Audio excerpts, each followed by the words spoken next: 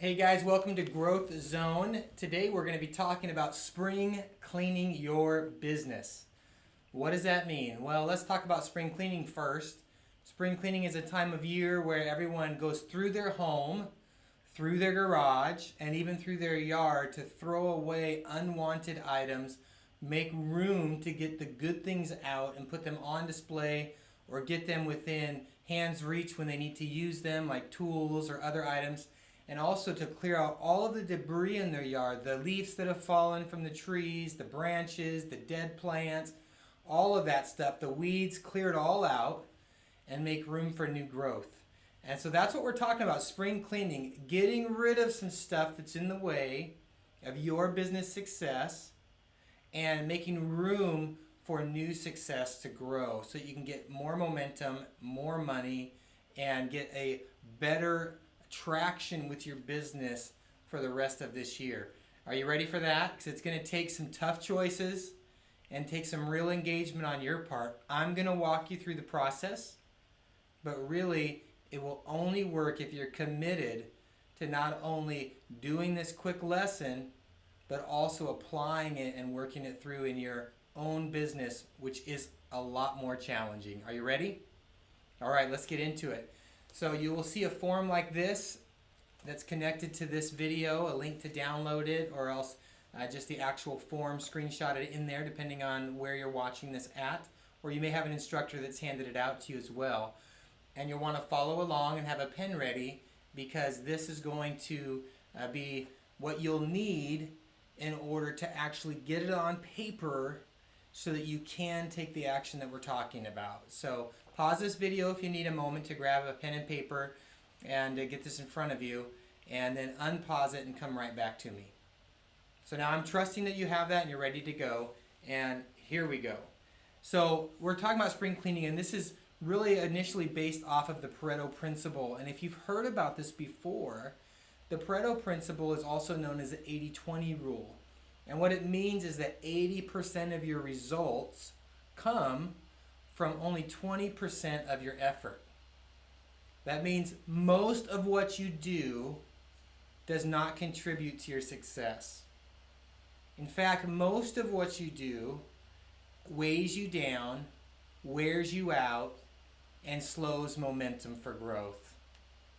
If only 20% of what you do is responsible for the majority of your results, that means that the other 80% of what you're doing is hindering your results. Are you tracking with me? I know that's a big statement. I know your mind is probably saying there's no way that most of what I do is actually hindering my results. I work hard and I try to work on important things. That's true. I believe you. But this principle has borne itself out to be true through all types of studies. It's been around for years and years and years. It's true in plants that 80% of the produce comes from 20% of what's planted, of the seed. It's true in research. It's true in business. It's true in so many areas. That's why they just call it now the Pareto Principle. Because like the law of gravity, it's just shown itself to be true over and over and over again. In fact, if you're a Bible reader and a believer in God, you'll know that even Jesus tells a principle of sowing seed. And in that principle, 75% of the seed is wasted and only 25% produces results. So that is very close, even in Jesus' own words, to the Pareto Principle. And so let's take a look at what this will look like for your own business. And here's what you need to do. Follow these questions through with me and write them down. Okay, first of all, list your current products. What products do you currently offer to your customers? List them out in the blank provided on the sheet. If you don't have the sheet printed, just take out a blank piece of paper and just put my products and just write down all of the products that you provide. If you provide thousands of products, you can do it by category. What are the categories of products that you provide? The key is to get a real inventory right now of what you're actually providing. Okay, next is to actually put down the services that you provide. What services are you providing to your customers? A lot of times when we start a business, we might start it off with just one service or one product. There's a lot of businesses that started that way. McDonald's started, with that hamburger. And now they offer all kinds of items. And you'll see that every so often they start taking things off of their menu. If you know Taco Bell, their menu got out of control with selections and options. It was crazy how many different menu items that they had. And this last couple of years, they've gone in and stripped their menu down and gotten back to the basics. Why? Because of the Pareto Principle, the 80-20 rule. They realize that all of their workers are putting in a ton of effort to make all of these different items on the menu, and most of them don't even sell. But they have to have the supplies ready. They have to have the people trained for it. They put all this effort in, and yet they hardly ever sell those items. And if they take those items off the menu, the people who would have ordered them are just as willing to order something else that's on the menu that is much more popular, so they don't have to waste the energy on some of those specialty items. And so we see this even in the fast food industry. This is everywhere. You might have kids, and I don't want to poke too much at people, but you may have kids, and if you have several kids, you'll realize that there's a couple of them that probably give you the most help around the house. They give you the most help with chores and with other activities. And there's probably some that actually give you the most trouble. See, even in kids that we raise under the same roof with the same family, we oftentimes see this principle at work. And so it's all throughout life, it really is. So write down your products and your services that you offer. And next you want to list out your current marketing. What marketing are you doing right now? Are you on social media? Which social medias are you on? Do you have print marketing? Do you do mailers? Do you do email lists? Do you have phone calls and robodials going on? Do you have text message marketing? What is your current method of marketing, and what avenues are you currently involved and engaged in? Just write them down. We're not judging any of them. We're just looking at them. So take a look at your own business. Just mentally picture it and go through every aspect of marketing that you can think of and write it down. Do you put magnets on fridges? What do? Do you have signs and billboards out? What are your marketing methods? And the last thing that I want you to write down, the last category, is what are your new ideas? What new ideas do you have for your business? You're an entrepreneur. You're a business owner. You're working on a new startup, whatever it is. You're always thinking of new ideas, new products, new things that you can offer to your customers. So let's think it through and write down what are the new ones that are rolling around in that genius mind of yours, and put them on paper. Okay, I'm going to give you a couple of minutes. So pause this video and really take time to fill in these categories. And I'll see you on the other side of this pause. All right, if you've unpaused this video, I'm assuming that you've done the work because it's your business. And if you don't do the work, no one else will do it for you. Your business will grow as fast as you do. That's what we say around here at the Growth Zone. So if you put in the work and grow, your business will follow. If you don't, your business won't. It's just that simple. So I'm trusting that you're unpausing this because you've done the work and you're ready to move forward. So let's flip this over. And we're going to jump into this other section. And as we get into this, I want you to, again, engage your mind and fully engage this process. Okay, are you ready?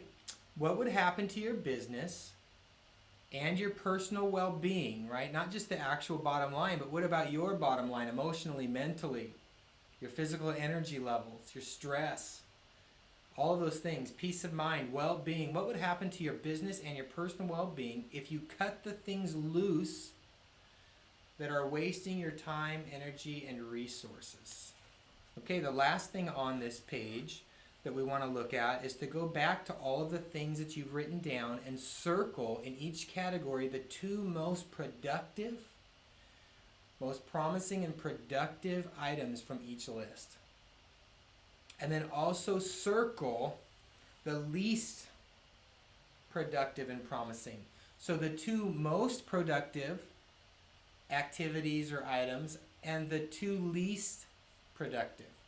Now when it comes to an idea, maybe it hasn't produced anything yet, but it's gotten the best feedback, it has the most promise. when you're on the idea section, you can use that as a guide rather than actual production for now. But eventually you'll want to put it to the actual production test as well. So take a moment, go back, circle, and then let's have some discussion on that. So pause this video and let's talk through, why are these things your top 2 producing and why are these other ones your bottom 2 producing in each of these categories? And have you ever realized that? What's your ahas that you're taking away from this first set of exercises? Pause the video, have some great discussion, and I'll see you on the other side of this pause. All right, I'm glad to have you back. I'm sure that discussion was very interesting, challenging, encouraging. If you're fully engaged, it will do that to you. Really, to dig into some of these things really will kind of rattle your emotions a little bit, your mindset a little bit, and hopefully expand your perspective on what's happening in your business so that you can be more successful. So here we go. Page number 2. What would happen to your business and your well-being? That's right, your peace of mind, your stress levels, all of those things, along with your actual business, the profitability, the production, the momentum of your business. What would happen to those if you cut loose the things that are not producing results? What would happen if you just cut those things out? You have a service that really doesn't bring in money. You just discovered that. It takes a lot of work to market it. It tends to bring in problem customers. It adds stress to your business. What would happen if you just removed it? What if you did some spring cleaning right now and just pulled it out of your garden? Pulled it out of your flower bed, tossed it from the garage and said, I'm not going to have that anymore. What would happen to you in your mind, in your spirit, in your stress levels, in your peace of mind, in the mood of your company? Would people be relieved that they no longer have to do that? Maybe you're a furniture company and you do delivery, but the setup of furniture, the assembling of it is just killing your drivers and the time, and it's making a mess, and it really isn't profitable. What if you just cut out assembly and you delivered, but you left assembly to the customer? Would that help your business? Would that help you have more momentum? Would it get your drivers moving more quickly? And are there other solutions for how you could deal with assembly for customers that want it? Could you have some handyman who's ready and available for a phone call that does inexpensive assembly, that is somebody you refer out, but you can take it off your plate and remove it from your business and do some spring cleaning? So think about that. What would your peace of mind, your well-being, and your business look like if you cut some stuff loose that was on that least producing side? Just remove it, gone. Okay, number 2. What would happen if you reinvested that time and energy into the top producing activities of your business? What would happen? What if you took all of that time that was being used to assemble furniture and you pulled that out and you reinvested that salary, that time, that energy into some other area of your business? More marketing, more sales staff, more delivery drivers, into something else that just created more momentum and more profitability. What would happen if you reinvested it there? Think about that. Write down some of your thoughts and ideas on what that would really look like. And you can see the power of removing unproductive, stressful, time-consuming items and then reinvesting that energy into things that are productive. It's really, really powerful when you do that. It will absolutely expand and grow your business. It'll boost morale within your team. And it will create a much, much, much more successful and momentum-filled environment where your company, your employees will thrive and your customers will feel better served. So go through that process and we'll move down to this one. Now write down those top products, services, and marketing efforts that you will reinvest the time in. So this is where we're going to put actual skin on this. It's not just an idea, it's not just assembling just kind of an outline, a skeleton, but we're going to put some skin on this and bring it to life. In your business, what products, services, marketing, or ideas are you going to reinvest that saved time in? Take a minute, write that down. You can pause this video so you have time to think that through. And then I will see you on the other side of this pause. All right, you're back. I'm assuming that you've taken the time and the energy to do exactly what we just talked about. And you've really thought through, here's some things I'm going to reinvest in. Now, if you actually follow through on that, you're going to see some results. Hey, I've pulled the weeds and I think I'm going to plant some new corn. Well, if you plant the corn, you'll be eating it once harvest time comes. If you don't plant it, you might have a weed-free bed, a weed-free garden, but it doesn't mean you'll have anything to eat later. So the key is to remove and spring clean some stuff out, pull out the weeds, pull out the stuff, and then to put things in place that will grow and produce the results that you want. So I trust that you're going to do that. Let's talk for a minute about momentum and profits. I would say this, since on your sheet they are both spelled the same way. Momentum and profits are both spelled D-I-S-C-I-P-L-I-N-E. Discipline. That's right. Because you don't get momentum without discipline. You have to be disciplined and focused on the activities that build momentum and keep other things cleared out of your way. And you don't get profits without discipline. Because there's many things in a business that will steal your profits. But if you're disciplined, then you will have momentum and you will increase your profits. Here's a definition of the word discipline. It means to train or develop by instruction and to exercise, especially in self-control, to bring a group under control and to pose order on it. Okay, so you are the one in charge of imposing order on your business, on your activities, on your marketing, on your services, on your products. You impose order through choice, through discipline, through follow through. And if you do that, you'll get the results that you're after. If you've ever been to a gym, it's okay to have a lot of equipment around you. It's okay to have a basketball court and a yoga center and to have a swimming pool. But if you walk in there and you don't have the self-discipline to put your body through an order of exercises that produce the result you want, then you would just be someone that goes to the club and hangs out and has a great social time with your friends. But you'll never have the results you're looking for. So I challenge you right now to choose self-discipline for your business and be committed to follow through on the exercises that we're doing today. Okay, here's a quote from Harry Truman. He said, "In reading on the lives of great men, I found that the first victory that they won was over themselves. Self-discipline with all of them came first. If you want your business to win, you have to win the battle of self-control first. You have to master the things that matter and let go of the things that don't. So spring clean your business, clear out those things. Maybe you're in love with them. It was your idea from 2 years ago. Maybe your partner or your spouse is in love with them, or one of your top team members is in love with it. But if it's not producing what you need it to produce, just cut it, drop it, and reinvest the time in something that will produce the results you're after. Okay, let's go on to the last piece here. It says, this is your business. There's nobody that will make this happen but you. There's no one else to follow through. It's up to you. If you have the self-control to follow through, your business will benefit. If you have the self-control to follow through, your business will benefit. If you have the tools, which now you do, it's up to you. When you master yourself, you'll master your business, and the momentum and the money will follow. You might want to watch this video again, pull out a piece of paper and a pen, and just rework this through again. Now that you know what you're doing, it's a good exercise. You can do this exercise every couple of months, and it will help you. You know, when we work out our bodies, we don't go to the gym once and go, well, I've done that before, so I've gotten all the benefit I can. Because it's the repetition of an exercise that trains our body to get strong and to have endurance. It's also the repetition of exercises like this that train our mind and train our follow through and discipline and help us to understand what's going on in our business so that we can get the results. But it's the repetition of it that helps bring the results, not just doing it once. So keep this lesson, save this video link, save these sheets, and look at the possibility of doing that every couple of months. At least every quarter would be a great idea.